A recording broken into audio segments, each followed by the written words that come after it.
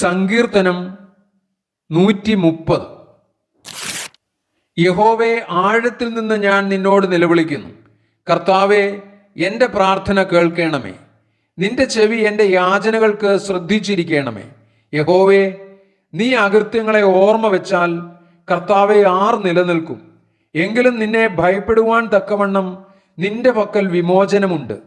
ഞാൻ യഹോവയ്ക്കായി കാത്തിരിക്കുന്നു, എൻ്റെ ഉള്ളം കാത്തിരിക്കുന്നു. അവന്റെ വചനത്തിൽ ഞാൻ പ്രത്യാശ വെച്ചിരിക്കുന്നു. ഉഷസ്സിനായി കാത്തിരിക്കുന്നവരെക്കാൾ എൻ്റെ ഉള്ളം യഹോവയ്ക്കായി കാത്തിരിക്കുന്നു. ഇസ്രായേലെ, യഹോവയിൽ പ്രത്യാശ വെച്ചുകൊള്ളുക. യഹോവയ്ക്ക് കൃപയും അവന്റെ പക്കൽ ധാരാളം വീണ്ടെടുപ്പുമുണ്ട്. അവൻ ഇസ്രായേലിനെ അവന്റെ അകൃത്യങ്ങളിൽ നിന്നൊക്കെയും വീണ്ടെടുക്കും.